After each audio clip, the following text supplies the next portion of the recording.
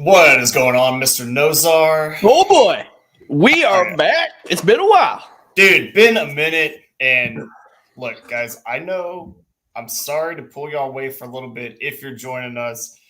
I want to be watching the Astros too, man. But I've been gone for 2 weeks. You know, hadn't been doing the show. Gotta hop on, man. Gotta hop on. Dude, so much happened, man. Dude, so much ton of stuff. Hey, go Stros. I'm not, as a Nationals fan, the Phillies can go eat it. So hey, my man. Thank you. Yep. Thank you. Nick Audie, if you got us in the earpiece while you're watching, get wrecked. That's it, man. That's it. Exactly. Bryce Harper, I give him. I hope he has a bad case of hemorrhoids tonight, man. So what's up, Miss Adam, Jack, Mark? What's going on, everybody? Dude, yo, what's up? Man? We're gonna have some fun tonight, man. I got the old throwback Jay Cutler jersey going on, man. You kind of Joe on me on my pick, so I was like, "F you." I'm going to wear my Cutler jersey, right? Still top 3 worst jersey by all time, Jay Cutler. Best quarterback the Bears have had in the last 50 years. So, dude, Jay Cutler, come on, bro. Smoking Jay Cutler. Smoking Jay Cutler, big fan of. Big fan. Dude, his podcast is beast. Is it really? It's absolutely insane. He's a better podcaster than he was a quarterback, and I'm not joking. You think we can get on there? Oh, I would love to get on there. Yeah. Bill Laker, hello from Bass Dudes. What's going on? Todd Quillen, man. What's going on, guys? Hey, what's going on? Greg, dude, man, so much stuff has happened. I think there's like a ton of stuff we can dive into, but let's keep it a little light and let's just come right out and say it. Dude, I had food poisoning on Monday, and for the first time, I think in probably 20 years, bro, I shit my pants. Unbelievable. Dude, unbelievable. Wow. Like, I mean, I was thinking about the other day, like how long this streak had been alive. Probably been 20 years since I last shit my pants, at least. Wow. And I mean, to have the streak come to an end, I felt like the Cal Ripken had not shit in my pants, but 2,138 days. Something like that, yeah. I felt pretty invincible. But that food poisoning, man, woke up, just kind of, didn't feel anything weird, and just kind of went, and then just poop came out, bro. Insane. Couldn't believe it, man. It's explosive. Yeah, dude, I just, I know that's not fishing related, but I feel like I just need to come clean with everyone that the streak is over. Yeah. Well, it's bold of you, man. I mean, to come out and, mine.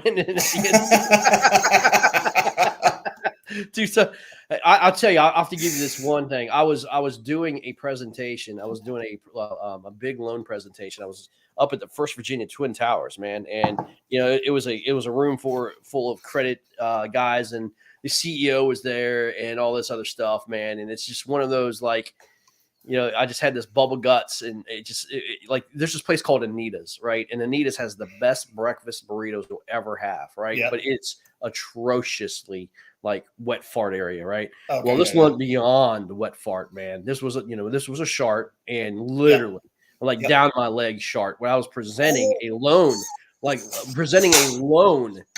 to the board, right? And I mean, dude, I mean, you talking about like red faced and embarrassed, and like it was dripping down my leg, and it was like, what do I do now? Dude. Like this is a big moment in my career here, guys. Do I get this loan approved, or just like kind of, wrap it up here and just take my decline and take my L and walk away with shit down my leg? That's basically what happened to me. So that was the last time I legitimately crapped myself. Amazing, man. I always wondered why, like when I was in the more corporate world, why I had to wear high socks during, like business, like with dress shoes. That's why, bro. Soak it up on the way down. Yeah. Yeah. Good oh, play, Mike. Dude. Yeah. We start off I mean, look, man, we're talking about sharding off season's amazing. I actually did not close the deal. They didn't want to do it. They're too conservative. So I'm thinking maybe they had, You can't close your O-ring. You can't close the deal. That's I did not get the deal. Yeah, but everyone in sales knows that. That's sales 101. But dude, that's why you always wear black pants, right? Like I had just woken up, so mine was just the cough shirt, and but I'm counting it. Like I don't want an asterisk by my name in the greatest all time of not shitting my pants. So yeah, well, congratulations, man. I'm glad you got that off your chest, and I just figured it was a good way to start the off season, bro. Let's let everybody know. Great way to start the off season. And that's how my week started. So hey, this is real life, man. You know what I mean? Yeah. I'm not perfect. Okay. Yeah. I come out, say it. and that's what happened. But after that, we got back on track. Got to go fish Fork for a couple hours Wednesday. Got to see Brian Howell for his 30th birthday. Hey, man, happy birthday. Happy birthday, Yep. Brian. And yeah, dude, you got to see some cool people, some friends and stuff. So other than that, man, it's been a great week. The Stros have been, of course, stressing me the hell out, but not there's Jekyll and Hyde, man. I mean, you can't even figure out. I mean, they throw a no-hitter and they get smacked the night before. You can't even figure them out, man. It's crazy. Dude, hey, yo, what up? What's man, up? The fastball's working, bro. So, like, I hope they stick with that tonight. But we'll see, man. It's been a great series. Yeah, man. Dude, we had speaking of just, like, it's been an incredible, like, sports couple weeks, man. We wrapped up the KFL.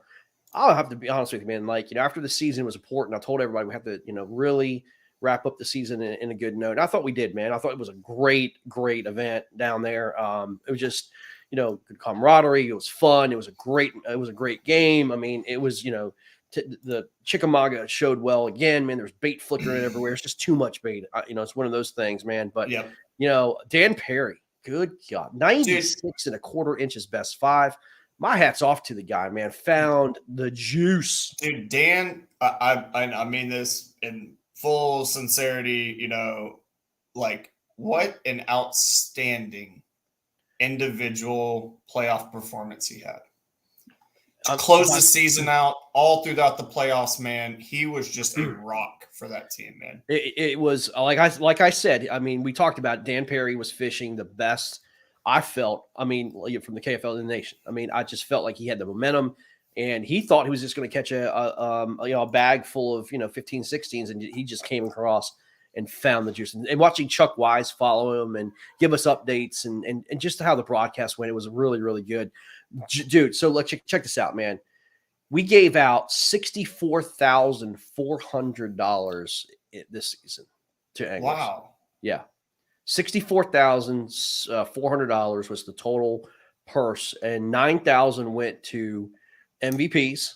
Right. Okay. Yeah. $4,400 in commissions to teams that brought sponsors in, which those are direct payments back to the team, right? That's how the business model worked. And then $32,000 went to the Coosa Kingfishers. And by the way, they had pretty much a full ride when it came to sponsors. So I mean, I got checks from outside sponsors. They basically turned like sponsorship money into $32,000, right? Yep. By the way, if you look at the numbers, it was so if a new team had $1,500, the payout was 21.33 times the money that they put in. Dude, that's crazy. Yo, what up, Jay Marsh? Yeah. Dude, Jordan Marshall, man. I gotta say, I knew you were a celebrity, but when I see people dressing up like you for Halloween, bro, dude, that's you made it when that happened. You made it, man. Yeah, you made it when that happened. So, and I got to see the Possum King last night, bro. So like, I'm living the celeb life, man. Yeah. Second place got like $11,000. Third and fourth tied at 5,200. So, and I mean, look, man. Here's the deal. Like the anglers put in total, I think it was like $35,000 or $36,000. We had a purse up to 64.4. So, that's we doubled our sponsorship dollars, doubled the purse. Wow. So I was pretty happy with that, man. Dude, man, for year two, I gotta say, that was mullet Christmas. Ooh. Oh, dude, amazing. Yeah, I love this. Yeah, hit me up. Let's talk. Let's talk business. Yeah, absolutely. Man, but dude, like that's year one. I knew the format was a lot of fun. Hey, one up in Houston. I know. Oh, Heard my wife. It's a free agent. Somebody pay me. Hey, that's what's up. Yeah, man. Hey, by the way, Jordan, the checks came out today, bro. All the checks were mailed today. Year one, like the guys fishing it, we're having fun. Yeah. All right, Jordan, I've had enough. I'm sorry. Go feel it. Nah, get out of here. Come on, bro. And I was like, man, I hope we can turn this into something that the anglers want to fish, not only from like a have fun perspective, but that they feel like their investment monetarily is worth it. Because Greg, we're realistic people, man. Like, right. We want there to be a monetary incentive, and we hope to continue to get more sponsorships. So like week in, week out, like we can do more things for the anglers. But just the growth from year 1 to year 2, man, like it was good, man. I mean, we told the owners, if you break even in the season, you're doing well. I mean, you're doing well. I mean, and that's with kayak fishing in general, man. Like, you know, that's just how kayak fishing is. There's not enough money in the sport to, you know, have somebody like make this their lifestyle. I mean, there's few and far between. You probably have maybe 2 or 3 people that can do it. But, you know, in this kind of format, if the teams can get enough, you know, local sponsors on board, or enough people that they have that kind of break even through the season, that's travel, gas, and all that stuff, and you know that sponsors don't have enough to cover that. I mean, that's a successful season. If not, I mean, we have teams that have succeeded that. I mean, beyond, right? That's beyond like the pot. I mean, their sponsors and individually and team sponsors have, you know, more than covered all their expenses. And we have teams that are paying anglers and stuff like that. I mean, everything is completely different, man. But like, look, big changes are coming to the KFL, man. You know, I've said to these owners throughout the season, man, content's king. Fishing is secondary. We're a different company. We're an entertainment company first. And, you know, I hope everybody got to see the championship, or, you know, somewhat of the championship, to kind of see, you know, how the broadcast can go. You know, with Todd and Keith on the water, they did a fantastic job, you know, covering. And then we had drone shots and interviews and comedy and, you know, good fishing and stuff like that, man. I mean, you know, that's kind of what we're wanting. Content is king. And, you know, we had to make some tough decisions. I let some teams know at the end of the season that, you know, some are welcome back and some are not going to be coming back. And, you know, we got some new teams that are coming on board. You know, some that are kind of like, I'll be honest with you, some of them that are all on the fence, and you know, and they got to get some things cleaned up, you know, before they can get back. And, you know, I'm just not going to have, you know, like Blake, look, I mean, the year ended fantastic, but obviously during the year, we had some struggles. We had some issues.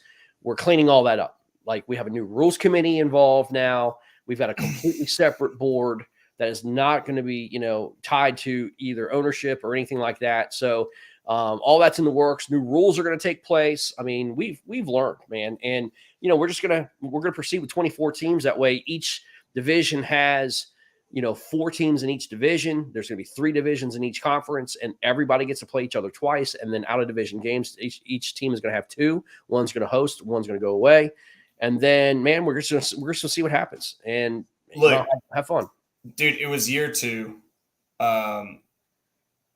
Yeah, man, we had some rough patches. Like, I know that. I think every one of us that, you know, had to be involved in it in some form or fashion, whether it was just dealing with it, like it was in my case, you know, that was rough. And that's going to happen, man. I think the difference is that we hear it, we see it, we respond to it. And we've got other fishing organizations where it's been 15 years of the same shit. And then we've got a major organization that just had a very important ruling that they just flat botched. I think they crapped the bed. Oh, no, I mean, that was a world-class. It was a chance to make a mark, man. And I mean, dude, I mean, like I said, me personally, man, the way the national scene is being run right now, man, on all 3 right now. I mean, there's uncertainty with some, and you know what happened with bass. I'm just like, man, I share the sentiment of a lot of people. I'm not going to be fishing a lot of national stuff next year, man. Man, really look, I'll just be very transparent about this. I know some things that Hobie saw the ruling, and I've seen some stuff coming up. I'm not going to spoil anything, but they're watching, they're listening. Oh, how could you not? Adjusting. How could you not? Well, yeah, but we say that all the time. Make the smart move. We say that all the time, Greg. Like, about the major trails, we're like, bro, this can't keep happening. And then we come here the next year, we're like, this can't keep happening. And then at this point, I'm like, this can't keep happening. Yeah. Like, it keeps happening. We saw we're going to see some immediate response, man. Like, I'm grateful for that. And for the anglers, that spoke up, good on you. Dude. Good on you. Like It's just flat out, even regardless of verdict, and this is how it should work, man. Like, the guy in question was Drew Gregory. Drew Gregory Bass found him to have not committed that, and that's fine. That's okay. Like when you think someone might have been pushing the gray area, hang you on. bring it to the. Let's clarify this. Okay, let's clarify this. Hang on. Okay, yeah, go ahead. Bass DQ'd Drew, so obviously they found something to DQ Drew. He was disqualified. Drew did not get undQ'd. He won his appeal. There's a difference. Correct. He won his appeal. It doesn't mean he didn't do what he did, or what was found to be DQ'd for. He won his appeal. Correct. That's a difference. Correct. Thank you. Yeah. So what I'm saying is, I heard stuff about the NC where there was stuff about don't be telling me if guys have their life jacket off, I'll DQ you too.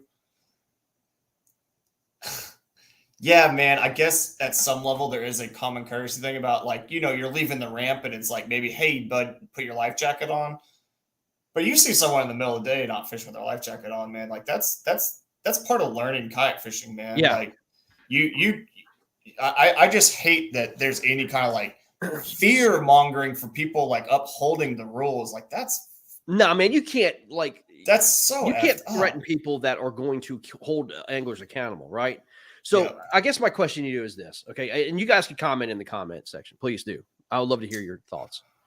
Would you like a sport like kayak fishing where it's just free for all, okay? Just if the body of water is connected, doesn't matter if it's accessible or not. As long as it's on the map, it's connected, and there's no dams or levees that you can cross, and there's natural barriers like logs, or if it's okay to fish, just go after it. The true grassroots of the sport is kayak fishing, is being able to go where boats can't go. Would you rather see that and just let the thing just ride and just go everywhere you want to, as long as the body of water is connected? It doesn't matter if it's the main lake or not. Or would you rather have a more restrictive rules with designated boat ramps, a radius drawn map, and everything else, and everybody fishes in this fishbowl? I would love to hear what you think about that. 1-1, Phillies tied up, home run by Schwarber. Yeah, Schwarber's ridiculous. Yeah. Yeah, people in chat, go ahead. But Greg, and I've talked about this. I don't care for Russ says there needs to be designated areas. Yeah, I don't care. He says if you have money or arm for money or look pretty, you can cash checks or get sponsors. I don't know if that has anything to do with what we're talking about, but yeah, I don't care about sponsors. Or we're talking about rules.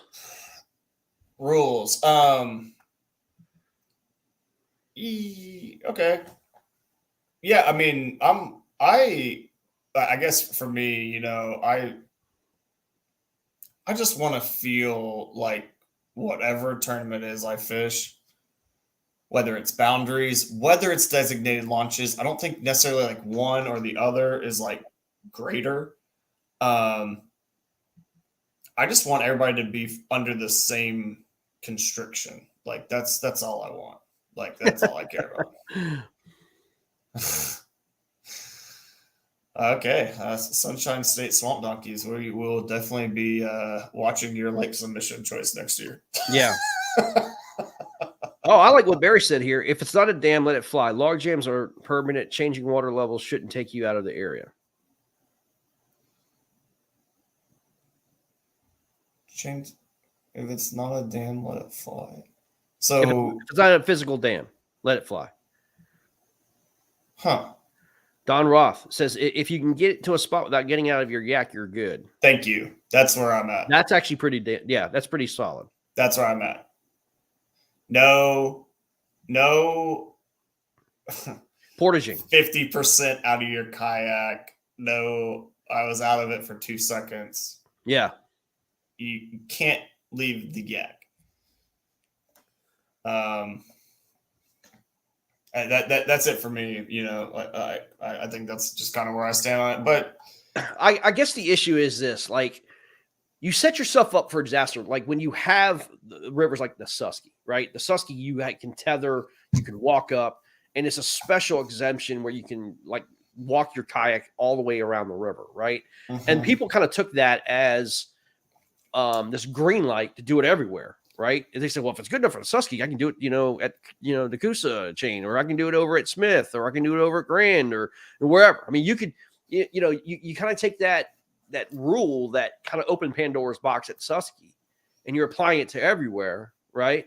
I think here's the deal. These three organizations need to get together somehow, some way. And I know that will never happen, but there needs to be a universal rule, that Hobie, Bass, and KBF can all agree on and say, look, we're not going to allow, portaging or dragging. You know what I mean? We're just not going to allow it. Yeah. So I think a thing that, and I'm sure like, a lot of people, they're talking from like the angler's perspective. I want to talk about it from maybe a different perspective that not a lot of people have, which is the judging perspective, right? Right. So when I'm judging a tournament, if there are designated launches and I get a fish submission from like 15 miles away from any boat ramp I can possibly find, and it's been an hour into the tournament, I'm like, you pedaled 15 miles in an hour? No chance. No shot. There's no way. So part of me really likes the designated launches as a judge because it makes, not to a perfect sense. Some guys can go very fast in their kayaks with motors now and all this stuff, but it gives you at least a time window. Sure. At least a timing window that when it's like they submit this, you're like, okay, was this within a reasonable time frame? So it helps like that gray area, because like a lot of guys like with boundaries that are like launch boundaries, even that's helpful, because I'm like, okay, if this is the furthest point north you are allowed to launch from, and then if you have to go 10 miles from that point to like where I got the fish submitted at, I at least have like a timing window of how long it should take you to get there. Sure. And so like all that is super helpful. Right. But when I have nothing, and then there's like not a lot about launches and stuff, that is like, sometimes I'm like, what am I looking at? So here's the thing. I don't think you should be able to launch off bridges unless there's a ramp there, right? You can't like winch down your kayak off a daggone bridge, right? And you, like around that bridge usually is private land. Like you can't launch off that. You can't just like park your kayak on some sandbank and not return to a ramp, after it's over, especially if there's check-ins. I mean, there's stuff like that has to be cleaned up, right? I think we have great technology. Okay. We've got paddling.com and Far Wide. Dude, there's plenty of opportunity to see what ramps are around or designated launches or around the body of water. I think, these rules committees or whatever need to get together and say, if it's not a designated ramp on Far Wide or paddling.com, you cannot launch from a freaking primitive ramp or side of the road piece, cliff or off a bridge. And then, just be creative when it comes to stuff like that, man. I think it needs to be a designated launch to that effect. And dude, if you want to go up far upstream, as far as you can go without portaging, I don't care. I mean, go for it. You know what I mean? But there has to be some sort. You have to show me where you launched from. Yeah. So I think, like Greg, I don't know if I would go that far. I think there is I think the body of water matters to me. So like when we fished Rayburn for Hobie and it was crazy flooded, right? Like, I mean, what, 13 feet out of its banks? Yeah. There was certain places at that time that guys were launching from. It's a county road, but the water was literally coming all the way to the county road. Right. In a lake circumstance like that, we were all fishing the same thing. I didn't have a problem with it because we're all on Rayburn. Right. Like you're not on some different body. Everybody was submitting fish from Sam Rayburn Lake. And I fished that same body a couple months later when the water was down, but still really high. And I literally found a county road where you could still, even with it lowered, dump your kayak off the truck and set it in the water. So, like, yeah, there you go. So, like, everything is open. I think when it's a lake, though, see, like, the problem, like, where this incident happened and, like, where I hear about it happening from guys fishing the national scene and where I hear the most complaining about it is on these river systems. I'm not hearing this a lot on main lake stuff. Not main lake. No, of course not. Because no, I mean, like, when it's like you fish this lake, it's not connected. It maybe has like an inlet and that's like dammed or it's a spillway. It's like, here's your lake. Sorry. Yeah. Those tournaments seem to go great. Yeah. But the river systems, which I know is like a big grassroots kayak thing, and I'm not saying like get rid of river systems. Like the river system tournaments are fantastic a lot of the time. It's just that I feel like the boundaries of the river systems got to be really well defined. Like you have to go the extra miles at TD when you choose to have it on the river system. I feel like correct. I mean, it's an interesting debate, and the thing is this. I mean, more times than not, when you see these guys that win, they're always up some creek with some trapped fish somewhere that, like in a pool of water that, always seem to pull out these big fish that don't seem to be on par with the average size fish being caught in the main lake. You see what I'm saying? You know what I mean? So there's always that spot that these guys find, these little hidden gems. And I mean, for God's sake, they can go anywhere between 5 and 25, 85 miles away from the main lake. So, I mean, there has to be some common sense, right? Well, and I think a lot of it too, like, and this is the real double-edged sword of it. Yeah, Jack, like with a rod waiting for him. Yeah, exactly. Yeah. Is the pre-fishing cutoff. Listen, Jordan Marshall said it, I think, and we talked about this in the championship. I thought he said it absolutely 100% correct. You have 3 days, and Friday before is a cutoff. You cannot fish the day before. Right? You have 3 days before the tournament. You have to let the fish rest on Friday and then go after it on Saturday.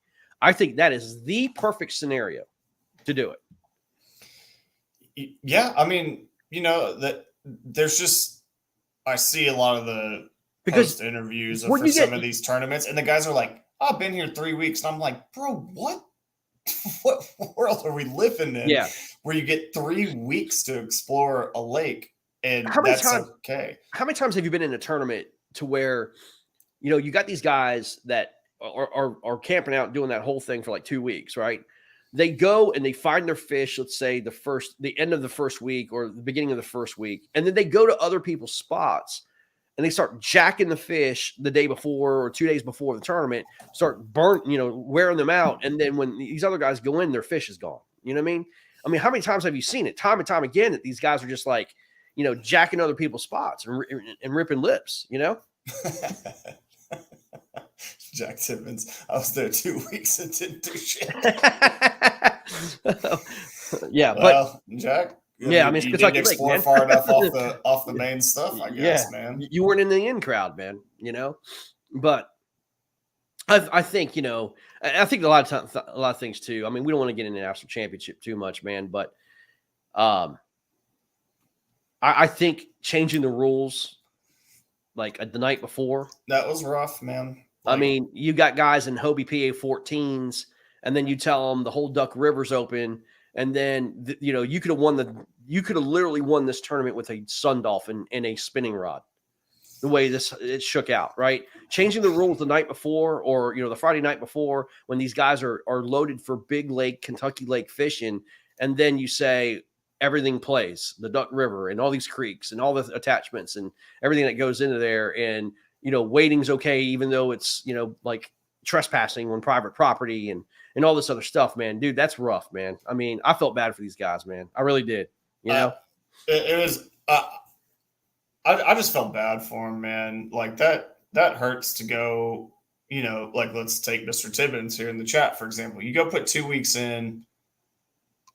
No, Tony, I don't believe No, that's Tony, they were so. not. I don't think that's true.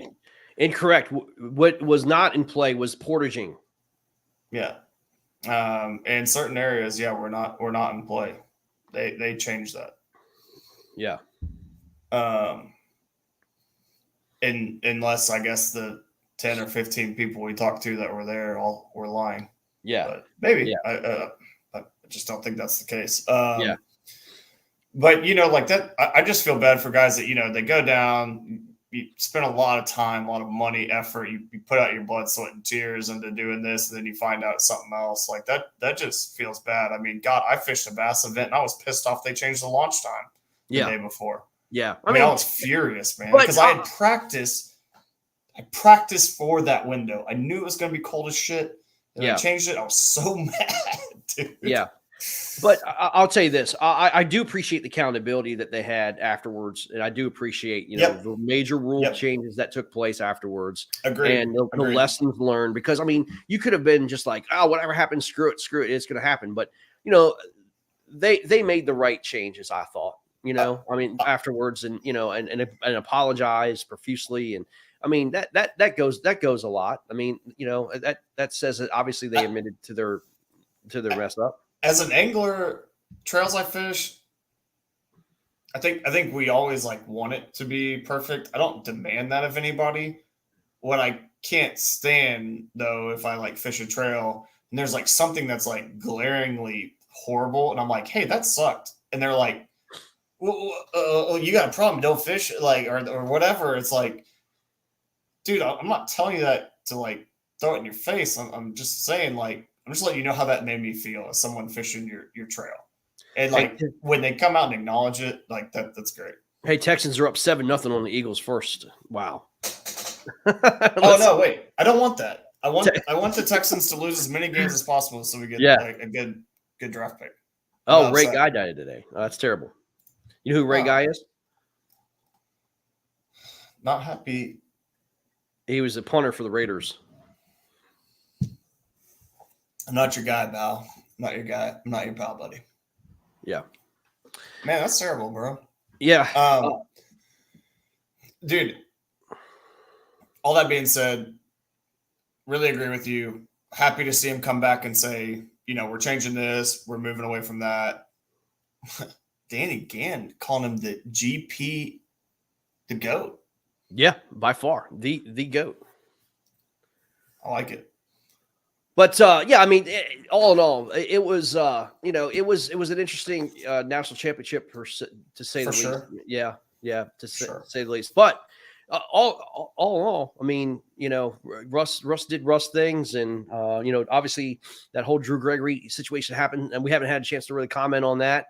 But you know, it's interesting. It's interesting the feedback. It really is interesting, the 50-50 split. That people are like, hey man, you know, I knew he was so okay and everything he did was fine, and then you know there's a lot like another 50% was like, nah man, you know, still what he did is not okay, you know, and it just won't basically ever forget it. You know what I mean? So I think just being synonymous, like the Russ Snyder's thing, you know, there were guys that were like, hey man, he fished a marina that was OB by accident, and there were other people who were like, nope, that was posted, that was blatant, and that will always be a thing, you know. But I mean, you know, and Ron Champion and on and on and on. I mean, like, unfortunately, you know, we're still in the very early phases of kayak fishing, and it's just a common thing. And even when you're in the late stages of the game, look at example walleye fishermen. You know, you still got guys doing it. You know, so like it sucks to get on here sometimes and like talk about, you know, that stuff because I want to talk about, you know, people that are doing amazing stuff in our sport because there's lots of them. But man, like this was just a dominating thing, and to see it brought up on a national level to that degree with an organization like Bass for the first Yeah. time, man. Dude, that was just a big deal, man. Yeah, what Yeah, up, it was. Biggie? It was. Hey, breaking news. You want to kind of hear the divisions for next year for KFL so far? I think we might want to save that because we got a lot of off-season content, and they may change. They may change. They may change. I'll Like, hold it back. let's hold on. Let's hold on to that. It's a little gym. And dude, we just started off season, bro. We got a long time. We do. Bro. We do. got a long time. Let's wait. Let me just tell you one. this: the divisions. Good luck. They look good. Good freaking luck. They look good. I like it. Yo, y'all are tripping, man. Look at this. Send it, don't wait, show it. Nah, come on, BK. No.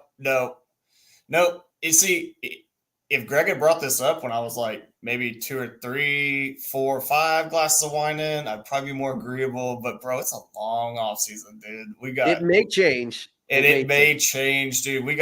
There's lots of stuff moving right now, man. Yeah.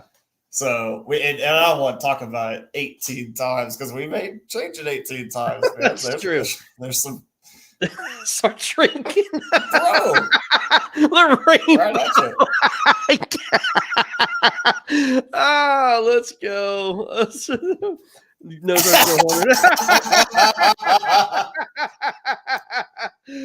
oh man. Oh my God. Yo. So I do. One thing I do want to talk about though that is exciting, really, really exciting about KFL, and something, Greg, I didn't tell you about, but I would like to go through on the show is I want to do some of our maybe kind of memey, maybe kind of funny, some serious, but some like mock KFL awards we would like to give out. Yeah, and because it is the end of the season, man, we have come to. I agree. Yeah, these are the clown awards, right? Or I mean, oh yeah, I mean, no, some of them, yeah, maybe, dude. Going into the season, yes, you had biggest expectations for an angler that fell flat. Who was that guy for you, man? Going into KFL this year, you were like, maybe he'd been in the league already. Maybe you knew his name. And you were like, this guy is going to get it done this year. And you were like, looking back on the season, you're like, nope, I got that one so wrong.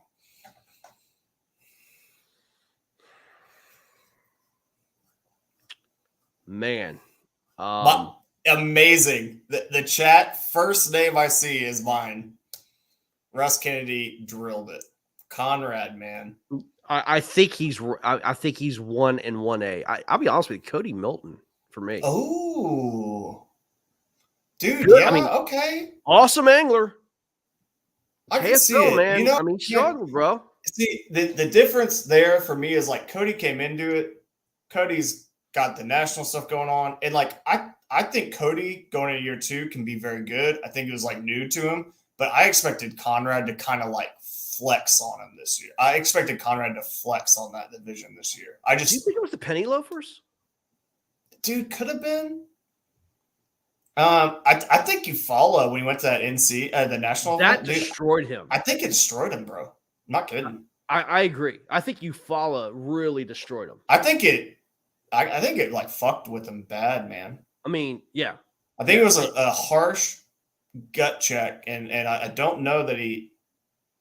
I don't know, like because like when he's posting stuff, he's like, haha, yeah, whatever, didn't get done. Yeah. Too busy defending princes from alligators. But I was like, right, yeah, dude.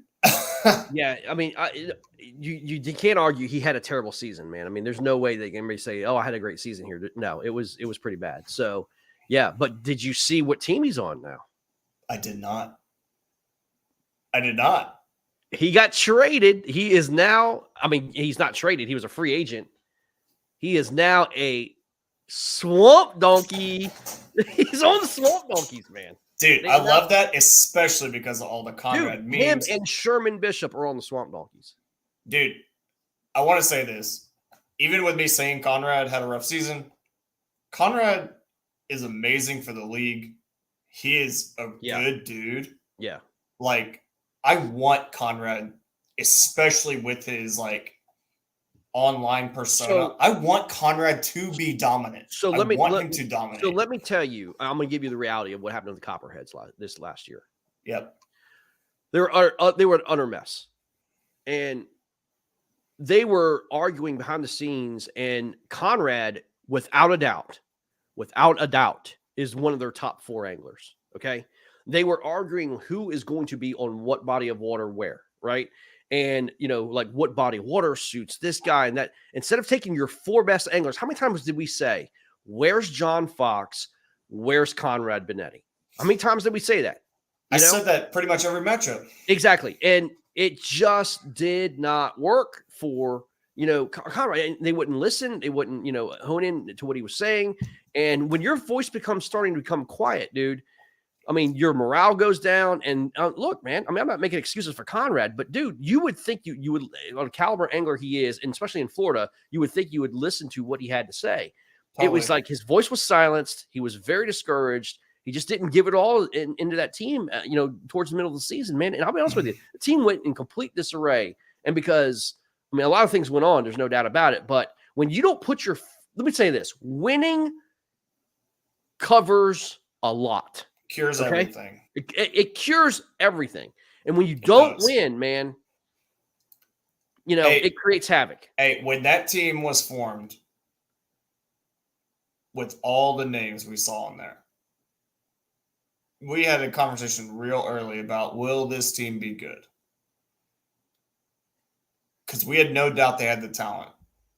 And I just said it'll never work. And you were like, I happen to think you're right, but we'll see.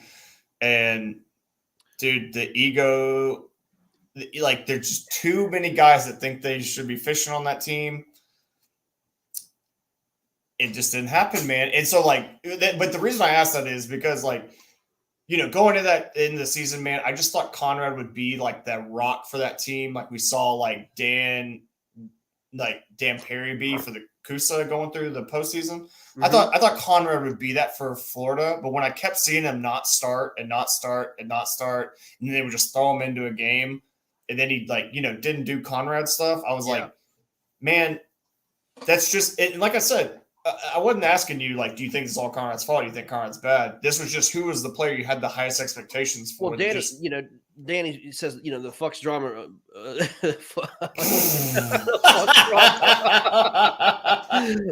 John Fox drama blew it up. John, you didn't go out. Well, I mean, that's of course that was a part of it, right? I mean, there's no doubt about it. I mean, that certainly does not help the situation. You know what I mean? And that's just, I mean, obviously, look, I mean, that is what it is. It's all said and done, but that certainly didn't help out the team. Agree. When that happens, man, I mean, of course. And here's the thing, like, guys are always going to take sides. I mean, if it's right, wrong, or indifferent, whatever. I mean, but that certainly was a big part of it. But I'm telling you straight up, I talked to Conrad and throughout the season and on private, conversations, and it was beyond that whole John Fox drama. This was even beforehand. And when you lose and you don't facilitate the expectation that you had, man, I mean, when the right angler's not chosen, I mean, that certainly hurts. Okay, well, we spent a ton of time on that one. Good answer, even though you stole mine and copped out. But Cody Milton, runner-up. Congratulations, guys, on your awards. As a neutral, your favorite team you found yourself rooting for in the North and in the South. Maybe it's their personalities. Maybe it's just the guys. Maybe it's just how their season was going. But week in, week out, you were like, God, I kind of hope they win. You found yourself becoming a fan without knowing you were a fan. Okay, so let me put a disclaimer on this. Okay, as the head body, right? I just wanted good content, right? Like I just said, this is fully neutral. It's not favoritism. It's not bipartisan. No, I mean, that's what I'm saying. I don't want to be like accused of favoritism because I obviously, I wanted the best games, the best waters, the best action. You know what I mean? Yep. But obviously you grow close to some people, and then you really talk to a lot of people. I actually started becoming real close to Pennsylvania, right? I mean, the Bronzebacks. I was rooting for them. I was thinking, that Nick, Nick Outy, has become a good friend of mine, and we talk a lot. I mean, it was, the Nick Outys in the world. How could you root against them? But I started to become a fan of Pennsylvania. Sure. Yeah. I mean, I love the Susky. I love that area, and they've been with us for quite some time. And Nick's really helped me out through some pretty bad situations. So but he's a Phillies fan, and he can just go, suck it, from that point. Amen. But another one from the South, man. I'm gonna have to be honest with you, man. This is gonna hurt my feelings, and it's gonna hurt a lot of feelings, but I started getting close to the Virginia Reapers, man. I did. I mean, as much as in-state rivals they were, I was happy for them that they, if we couldn't make it, that they were representing Virginia, and Michael Thornton and Ryan Sarko and all those guys. Oh, sure. Dude, one of the funniest conversations I ever had was this year, listening to Ryan Sarko watch the Virginia Reapers against Coosa. And I'm not going to repeat the comments he said. I laughed my ass off. I could not believe how funny this commentation was. Yeah. But yeah, those guys were hilarious, man. And I mean, I just thought, that team was, I started growing close with them, man. Sure. Cool. Yep. Yeah. For me, in the South, I just felt myself like week in, week out being like, I kind of hope Palmetto wins this week. Yeah. The Palmetto just kept growing on me throughout the season. Yeah, I mean, their fight was awesome. They won. I think they strung together like 3 or 4 games in a row to win, get in the playoffs, and totally, man. To go to Southern Slayers. Yeah, we had Barry on, man. Awesome dude. Enjoyed the shit talk, and just listen to him talk about just relax, and just seeing them kind of string them together. I was like, yeah, Palmetto's gonna do it. I'm kind of I'm feeling it as a fan, man. And runner up in the South probably was the Eagles, man. The Eagles, I was just like, dude, man, I'm enjoying y'all's success, bro. Y'all came into a rough situation and seeing y'all's attitude. But if I'm being honest, just as a neutral, the Punishers grew on me, and then the North, man, it's the same for me, bro.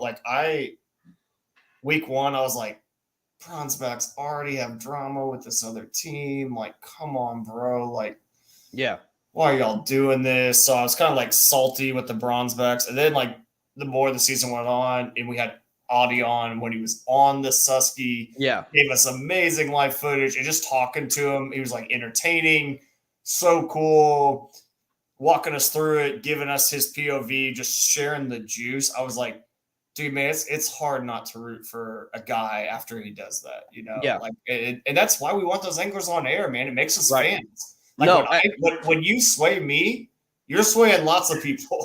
Yeah. And also, I mean, not only that, watching Nick, in his success outside the KFL. I mean, he won 4 events, 5 events this year. I mean, just absolutely killed it. And yeah, it was fun to watch. I became a fan. I mean, I did. I became a fan of his. And then runner up in the North for me, they had some late season drama that I didn't love, but I got to a point where I was like, bro, is Bay State gonna do it again? I was on the Big E hype train, man. I was loving watching that team kind of roll. Oh yeah, I mean, well, Big E and Gomes, man, they got on this roll. Dude, it was so fun. I mean, they were beating good teams, going on the road and winning, and you thought that they had a chance, and they did have a chance, at the very end. So, but just I think it's important to acknowledge when guys do the right stuff, and when you're swaying Greg and I that listen to all the drama and stuff, and we're becoming secret fanboys of your team. I think that's a high compliment, man. Means you guys are doing stuff on the water that is very, very good. And I like that. I like that. Russ is like, hey, drink up, man. Drink up. You look hard. Russ, easy. Choo choo. Man. Hey, so I got a question. What is the most good or bad or indifferent? What was the most memorable part of the KFL season for you? What sticks out in your head? Moment or part? Yeah. Moment. Mike Elsey losing the 6-pounder. That one sticks out too. it was I wish so badly, and I know what it would be if it was on camera. It would have been Garrett Morgan catching that last minute 20. Yeah, if it was on camera. If it was on camera. Yeah. I would also say if we had a lake that actually had service. I would also say that Pennsylvania game, if we could have that last 10 minutes on film in the playoffs, yeah, that would have been spicy. But those are like my top 3 moments. My favorite part of the season, I think, was like week 4, because the league was a mess. We had teams 0-2, 0-3, 1-2, 3-0. And then it was like week 5, something snapped. But like that week 4, it was like, this is a big week. We're going to get to see a lot of concrete stuff happen here. And that week 4-5, dude, the league just flipped. Things just went crazy. Like all the division leaders were like struggling, except for like Coosa and Granite State. And it just, after that happened, I was like, oh my God, it's wide open. We have like 12 to 16 teams that can still make the playoffs. Like, it was just wild, man. Like that was my favorite part of the season. My favorite part of the season, honestly, was the Maulers and their road dominance, going from like week 4 and winning themselves into the playoffs. And dude, listen, you cannot appreciate the talent and what it took for that run to take place and then go to the championship and try to defend their title. It was improbable. I mean, look at it like this, man. They went to, it was the Susky. Dude, insane. Right?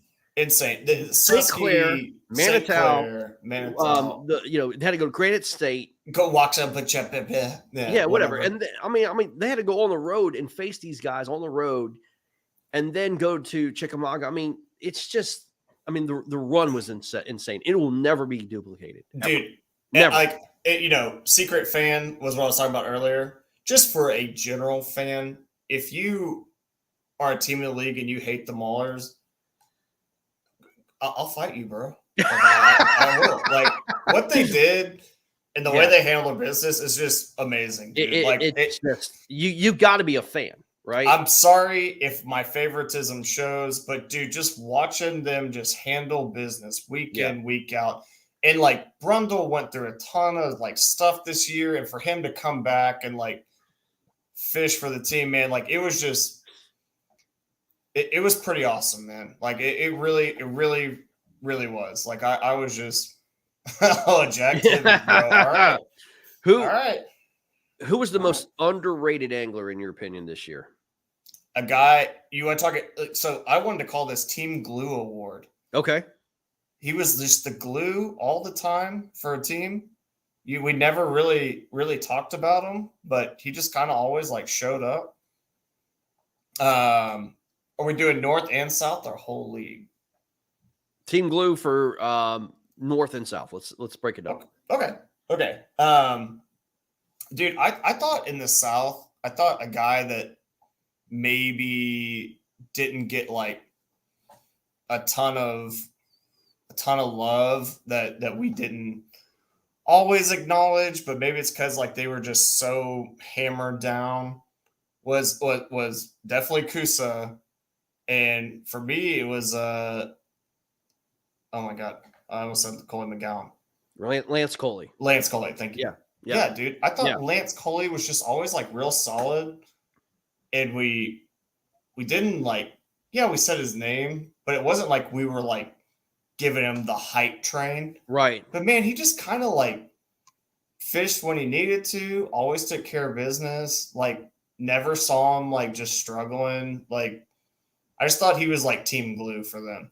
He was never the guy, but he was just always present. And I thought that was just solid. And then, man, actually the glue for the North, I never thought I would say this guy was the glue guy, but I thought it was Ken Wood, bro.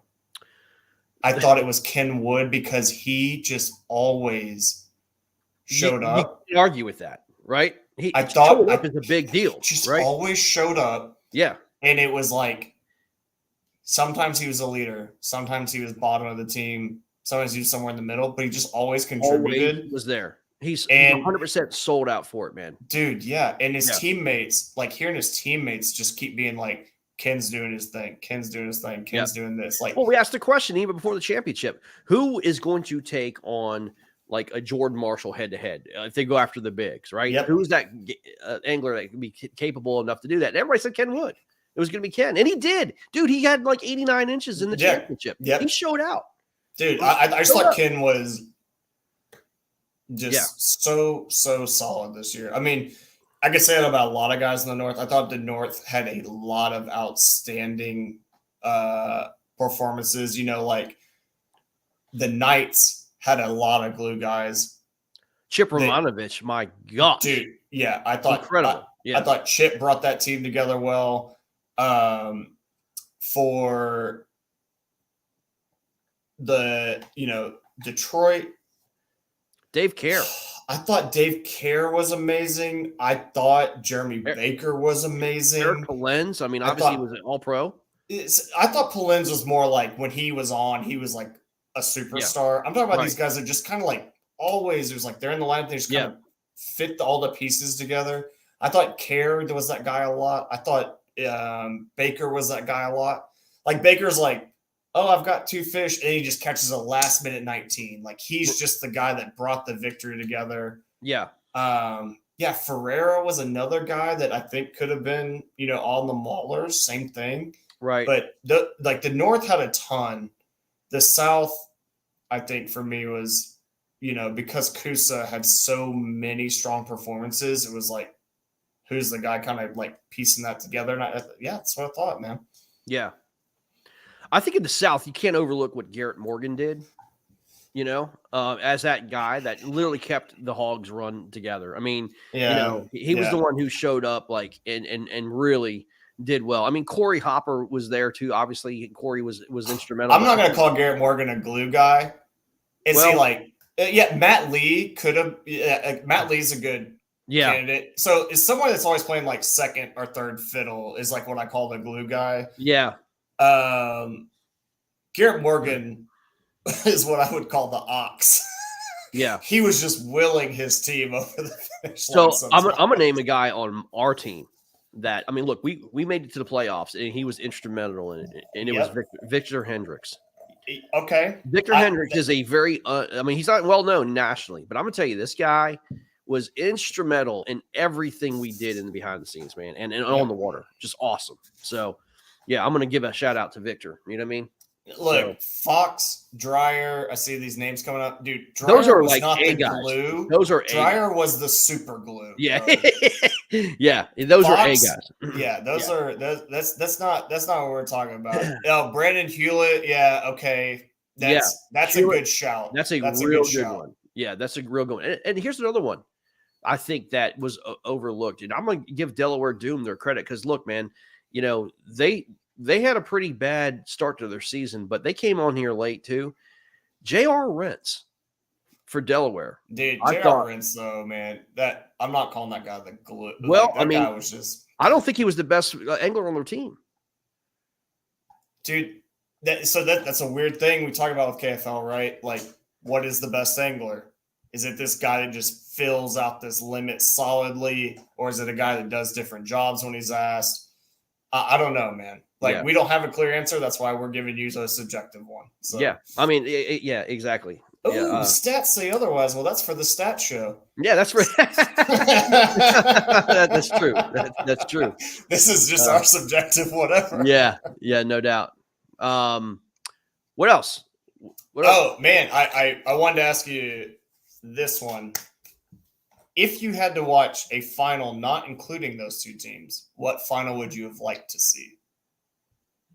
Considering it was Chickamauga. If you could have handpicked 2 teams to fish Chickamauga outside of the 2 that fished it, who would you have liked to see in there? I can give you mine if you'd like. Fantasy picks here. Man, that is okay. So I'll be honest with you. I would have loved to seen Granite State, to see what Jake Angelis could have done and Matt Lee on that with live scope. I think they would absolutely been handicapped. It was not a live scope lake. But I would have loved to see how they would have picked that lake apart. For Bro, the Angela North. did well on largemouth, man. On largemouth fishing. I would say, yeah, I would love to see Granite State see what they can do. I mean, you take those 4 guys, and put them on that lake. From the South,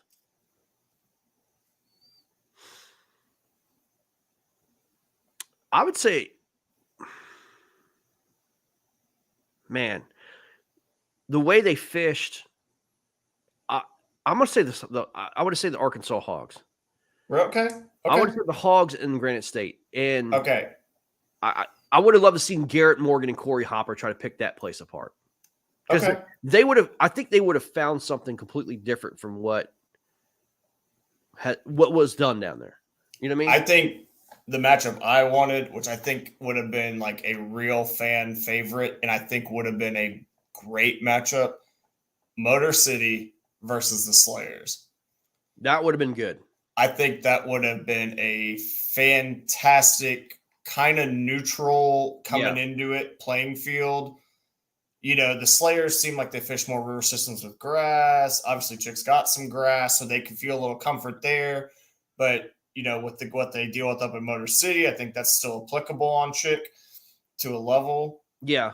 And, like, that would be good. I would have liked – I think that just would have been a very cool matchup. Yeah. Like, that would have been a barn burner, I think. But, like, I do think at the end of the day, we had a great matchup and all that. It was fantastic. It was the best 2 teams. It was definitely the best 2 teams, you know, going in. I mean, they just put on a good show. It was both of them caught limits. You know, Dan Perry just absolutely went ballistic on the 96-inch bag, and you know, and well deserves, man. The Coosa Kingfishers are the champions, man. I mean, you know, and well deserved, man. The checks were cut today. Guys, I can't tell you how awesome it is to kind of put just an end to the season, man. You know, I mean, an end to the season. It's like, for me, you know, I'm going to take a little hiatus and just kind of chill and, you know, come back and, you know, we've already laid the groundworks and the foundation for next year.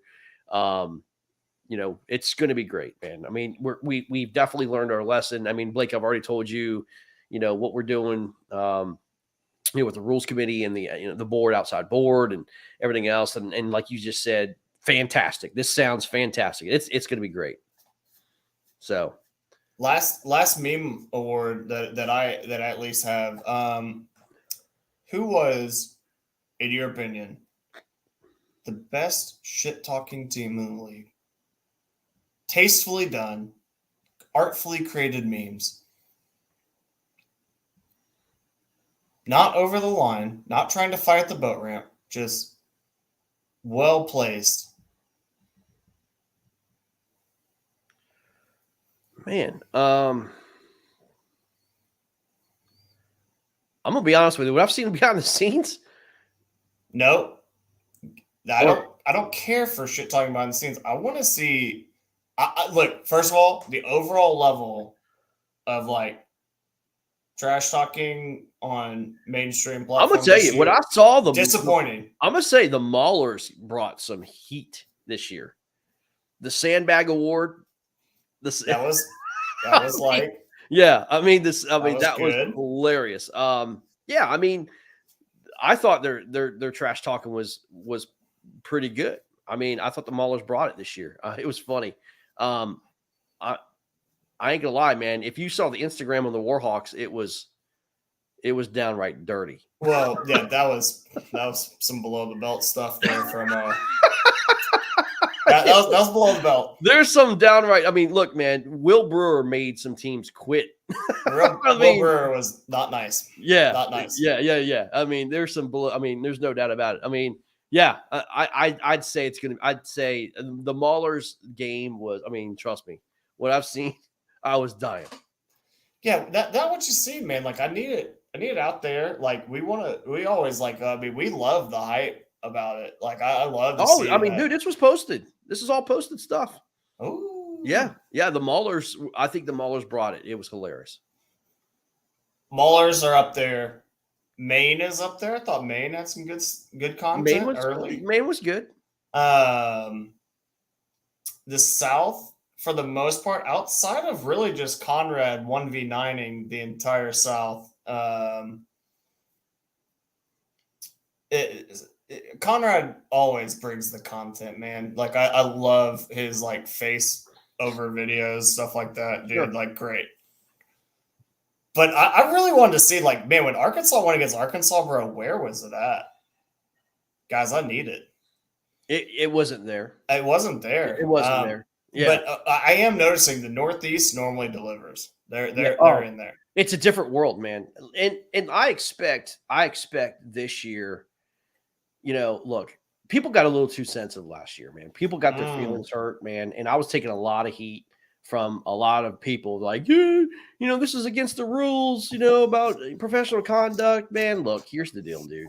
Like, I don't mind a little ribbing. I don't mind a little, like, you know, comedy. And, you know, like, I'll be the first to give it out, man. You've seen it, you know, with Norfolk and Virginia Reapers and stuff like that. People just they take it way too personal, man. I don't know what it is. And I think a lot of it had to do, the attitude was reflective of the record. Let me just leave it at that. Yeah, totally. I actually thought Virginia, all three teams kind of just share the joint meme award because y'all hit each other hard, but I was seeing a lot of the memes on DMs and stuff, you know, like y'all can have at each other on there. It was classic. Oh yeah. I mean, y'all put that on, but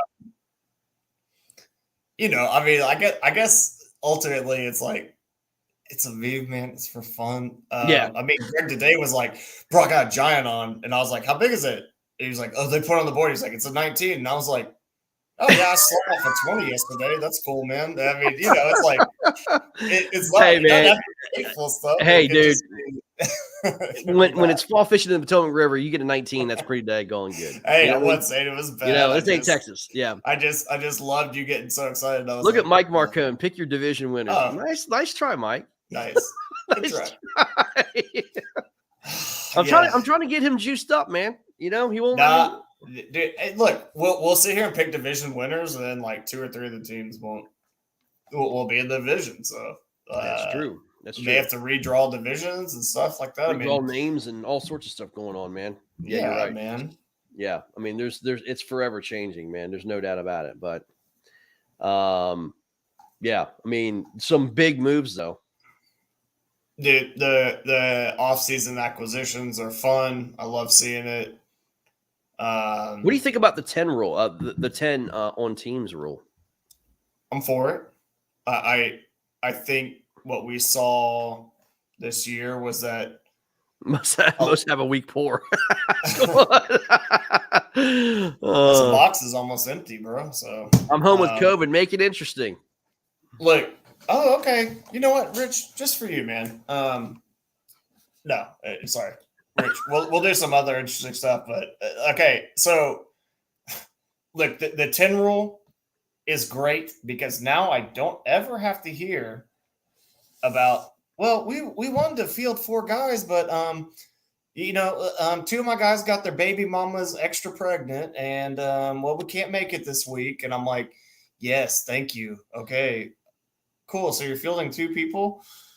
Like that's not fun to me, man. And like, I guess, you know, when Greg and I talked about it, I would rather have a smaller group of teams that are super teams. They got their 10 pick of guys than having 38 teams that all have 6 guys. And they're like, well, I don't think I can send 3 this week. Like that kind of sucks, man. Here's another thing that's been brought up. Let me ask you a question about this. What about staggered openings? Meaning, the South can start like garbage. I don't want to hear it from the Southern guys, man. Yeah, I don't want to hear it. Let me address. I'm sorry, Greg. I need the mic right quick. Yep. Southern teams. Hello. Let me talk to you directly for a second. 14-inch minimum is not unreasonable, even during the summer. Believe it or not, we mostly have Florida, or what we call F1s down here in the South, and they grow larger than 12 inches. That may be a surprise to you, as you may not have caught that many over 12. But Let me tell you something, gents. they're bigger than 12-inch bass, and there's more than 10 in a lake down here in the South. I heard a lot of people being like, hey, man, can we go to a 12-inch minimum? Dude, these are your home lakes. If I go fish a lake I know well, even during the summer or even during the winter, I can probably produce a 5 to 10 fish limit by myself of fish all over 16 inches. Mm-hmm. When you have 4 guys who are all very good anglers and you're fishing a home lake and you guys can't put 10 fish between the 4 of you that are over 14 inches, that's not acceptable. Thank you for your time. Thanks for coming to my TED Talk. There you go. Exactly. Pick better lakes. Good stuff. Good stuff. Oh, my Lord. I cannot believe we have people begging us for 10 or 12-inch minimum. It's unbelievable. Get out of here, dude. Yeah, I mean, in the South. Northern guys, y'all just have a big advantage because y'all got some like smallmouth, a lot of numbers, and you don't catch that bigger fish. But I heard that a lot this year. No, thank you. One change coming that we've made, it's going to be legit, is you only get 2 lakes. You get 2 lakes. That's it. Thank you. And it's your primary and your secondary, and your primary better be your best water. And it needs to be 400-acre minimum. Find a lake, even if it's out of your state, okay? It's got to be 400 acres. It cannot be a series of ponds, and it cannot be a radius, okay? It has to be your best water. Wait, what is this? Best Lake 89 AC, what you want from me? 89 acres? Is that what that means? Yeah. I don't know if you want, Jack. Like, I didn't pick that lake for you, homie. I don't live there. I didn't put the team there. What? No, it's best like 89 acres. What do you want from me? Yeah, I don't know what he wants. Like 14-inch minimum, bro. Like that's. Oh, no, I don't know what he's talking about. Anyway, so. And then really many teams, no names, can't get 140?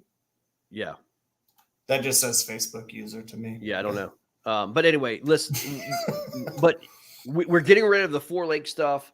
It's going to be 2 lakes, and it's got to be your best waters. And I'm telling you, here's the deal too.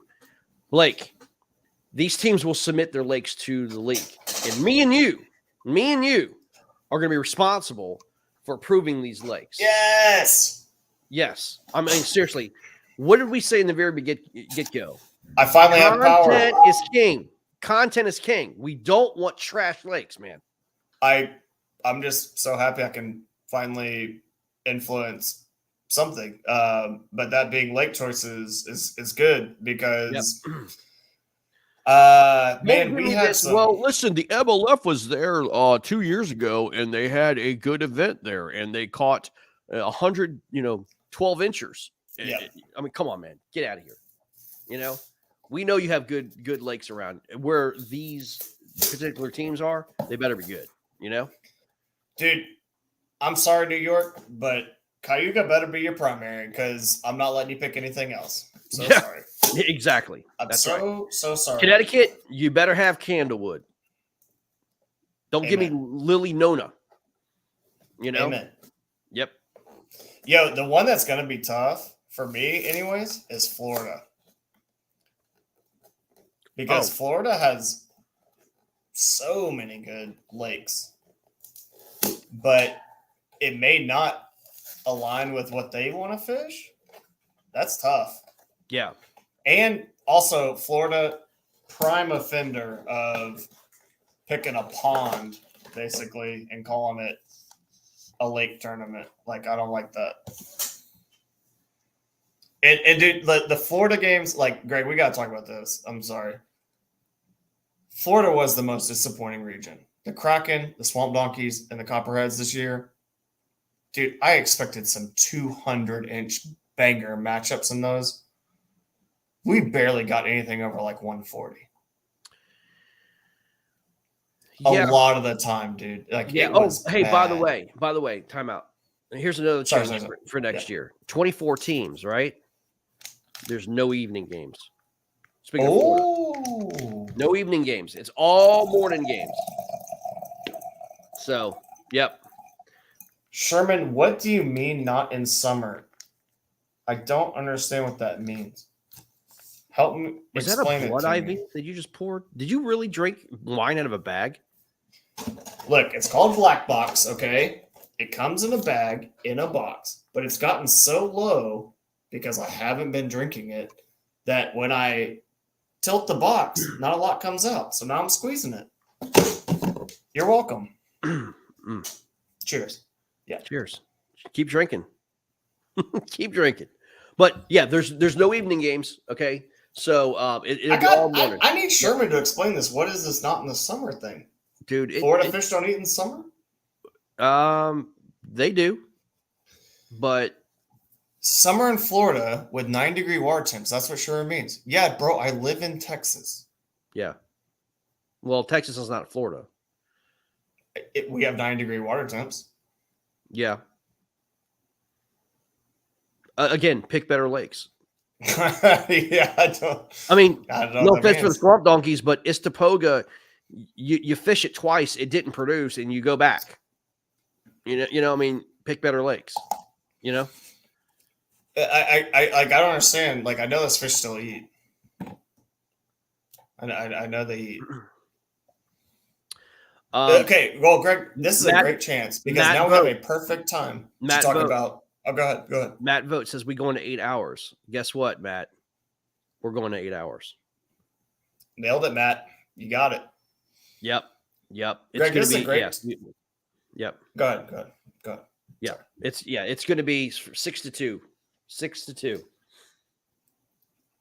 Greg, this is a great time for us to talk. Because there's no evening games, there's no overlap. It's going to be 6-2. Yeah. Mm-hmm. Greg, good time for us to now talk about, dude, the Southern anglers. Who would you like for them to consult, maybe talk to in the offseason about a thing called finesse fishing? I'm not real familiar with it myself. It sounds like you get a spinning rod, maybe a Senko, smaller profile bait, and catch fish, right? And fill a limit out. Yeah. Anybody in particular you'd like to refer them to? Had a lot of guys telling me they threw a chatterbait for 8 hours in a foot of water, didn't catch anything. They were like, the water was 9 degrees. I just couldn't catch them. Any ideas, Greg? The whole Louisiana Hurricanes team I'd like to address. How many times have we seen them go to a body of water and put up like 2 or 3 fish?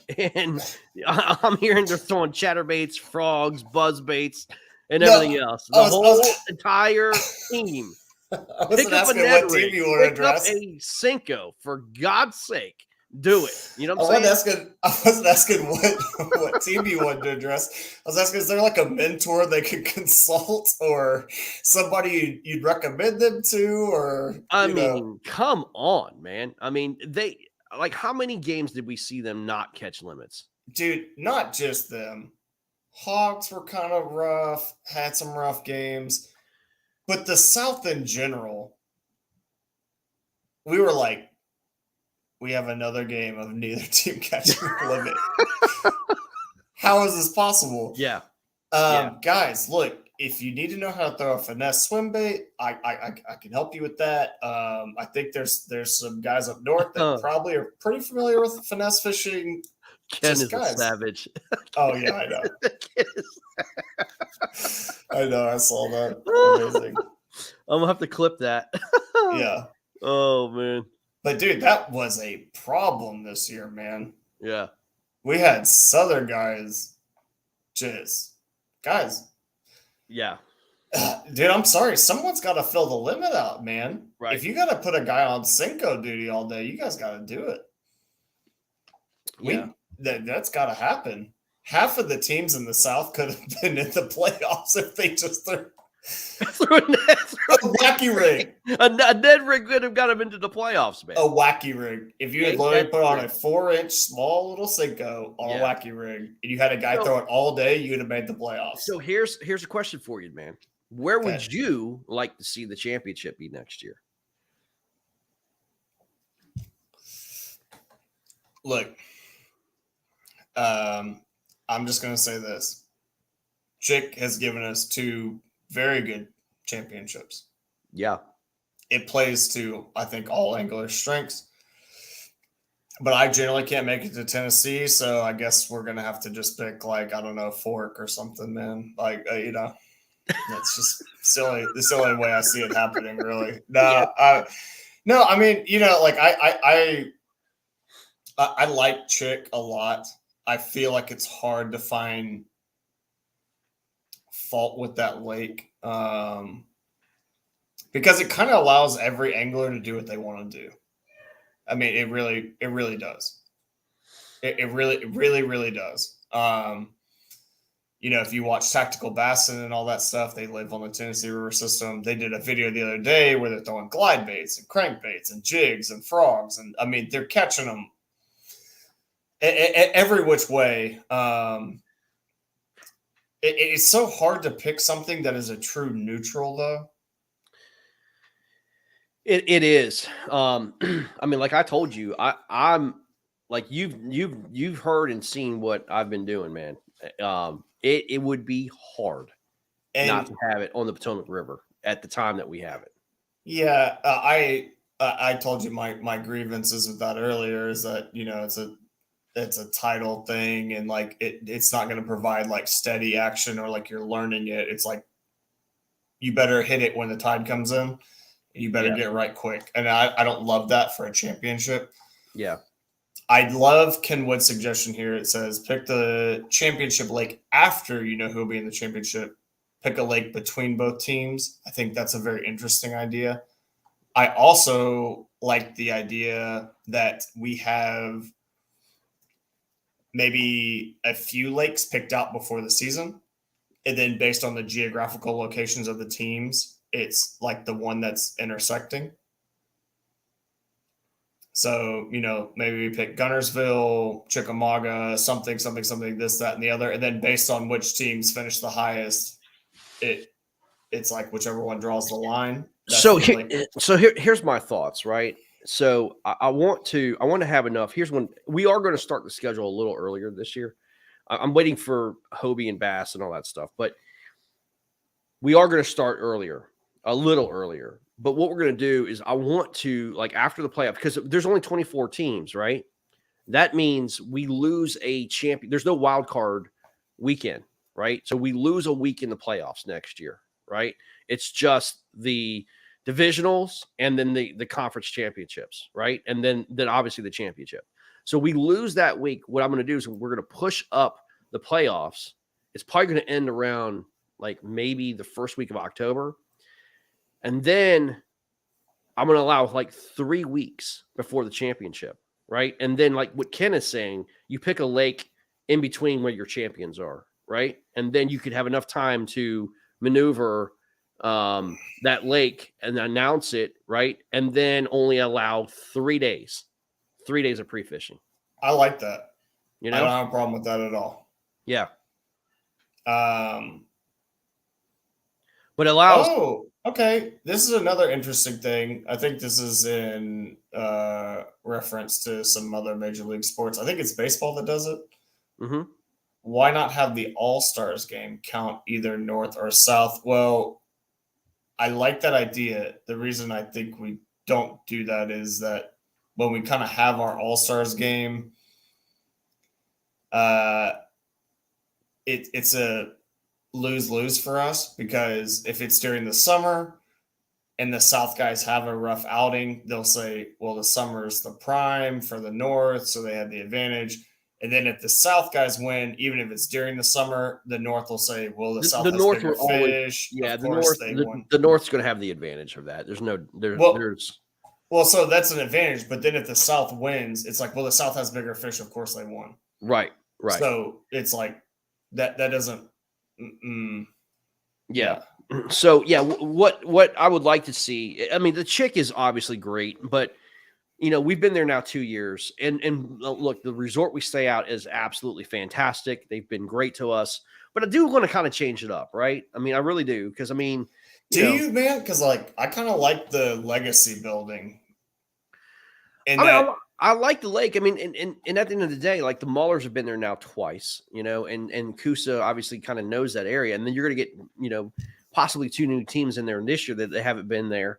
But I kind of like the idea of just kind of like winging it and seeing what lake we choose between the two. Like if you have Arkansas, and let's say if you have Arkansas and, I don't know, Maine, right? You have Arkansas and Maine next year or whatever. I mean, the Chick is going to be kind of close to that, but man, I'll be honest with you, I'll be hard pressed not to go to the Susky,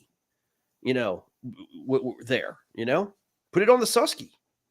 See, okay, so I'm just going to argue, or Guntersville, I'm just going to argue this point of it. What I said earlier, Chickamauga allows you to do what you are good at. It does. If you go to Guntersville, you better be good at grass. If you go to Susky, you better be a good river fisherman. Mm-hmm. And like be willing to like wade and drag your kayak and all this portage, I do truly like a lake that's like pick your poison. Yeah. And Chick is hard to beat on that. Chick is hard to beat on the you can do whatever you want. Yep. You just better beat the other team. Because here's another one. St. Clair. I mean, St. Clair, in October. Yeah. Again, man, it's a specific type. And like what I think the reason like we always see a good matchup at Chick, it's like the Bandits and Maulers go. They fish 2 very different types of ways. They both catch fish. The Maulers come out on top. The Maulers, maybe you could say, always had the upper hand in that matchup. It was still a good matchup. Then we go there this year. Maulers returning champions. They know the lake well. 2-1 Astros. I know. I heard that.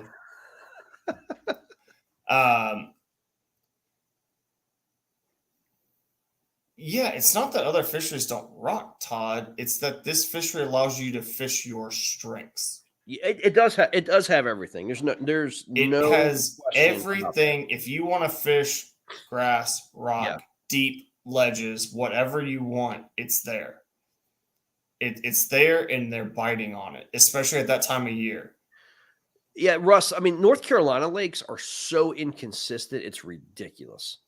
Like you could get a really, really good, like, what is it, Jordan Lake or whatever it is. I mean, those lakes are really good, but man, they're so inconsistent. Lake Mormon you could have. I can't stand that lake. That lake needs to be blown up. Now this is one side of the argument, right? The other side of me says pick a lake, and even if you're not a good fisherman, you have to adjust. If it doesn't suit your style, whatever, like you have time to prepare, you have time to know what it is, like get ready to go fish it. Todd, there are others that rock, like we know there's other that rock. What if you're saying there's other that fish like Chickamauga? Like list them. Not many. Not many. I mean, not even many on the TVA. I don't think there's many, period. Yeah. I mean, the Chick is a great fishery. I mean, it really is. Look, we just saw 96 1/4 inches, best 5 back, Yeah. I mean, at this time of year, that's pretty daggone solid, Yeah. Yeah. So, and the other thing, that we have to consider is like signal. We had good signal all the way around, except for Dan. He had a little rough signal patch. Yeah. I mean, sure. But signal otherwise is pretty good. Cumberland, don't know that much about it, but yeah.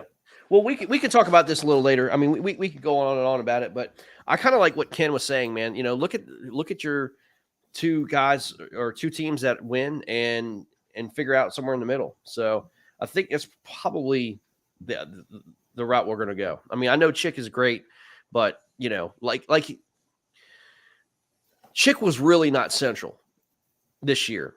It was Coosa's backyard, and then Maulers had to come from Massachusetts. That's not central, Yeah, but I mean, so what would have been the ideal lake for you? in that matchup?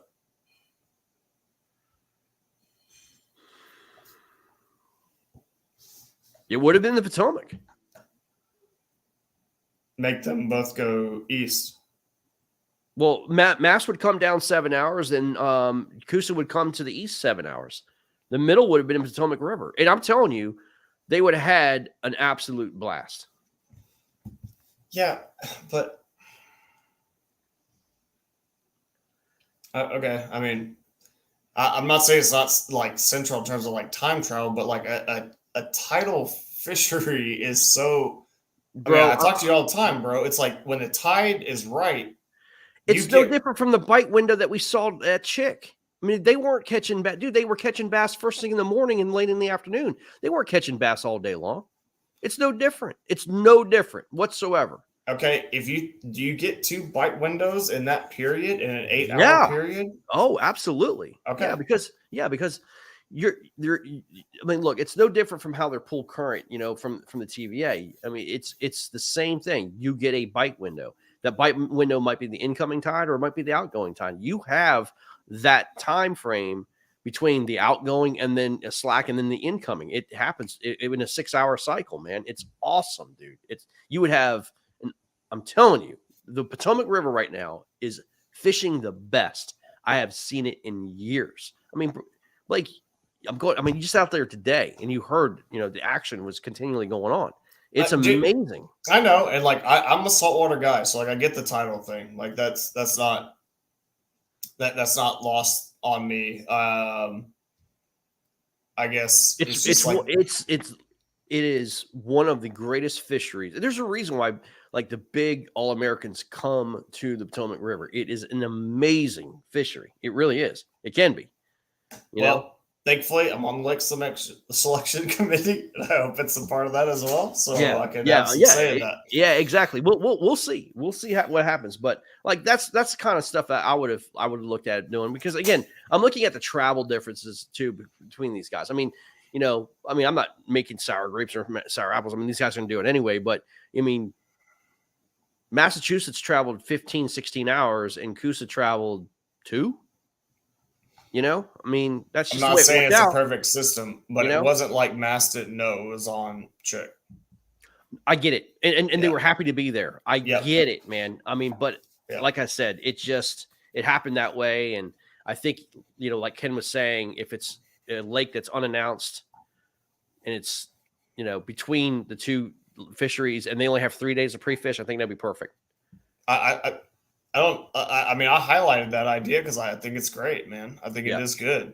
I was just saying, like, that is thing that's hard to walk away from Chick is that it highlights every angler's strength. You don't have to it did hide. You can go do whatever you want. Sure, for sure. But what else, man? What else we have before we hang this thing up? Dude, we've been an hour and 30. We're in the bottom of the 4th. Pena homered after already driving an RBI. Astros are up 2-1. Yep. Dude, I gotta watch the game, man. I hear you, man. Caps are down 2-1. We have a tie at halftime, 14-14, Texans and Eagles. Woo, didn't see that one coming. Dude, we'll lose like 42-14. The Eagles are too good. I hear you. Guys, listen, stay tuned. We've got a lot more to kind of talk about throughout the offseason. Your boy and I are going to be like, look, for me, a little hiatus, a little break. You know what I mean? A little break.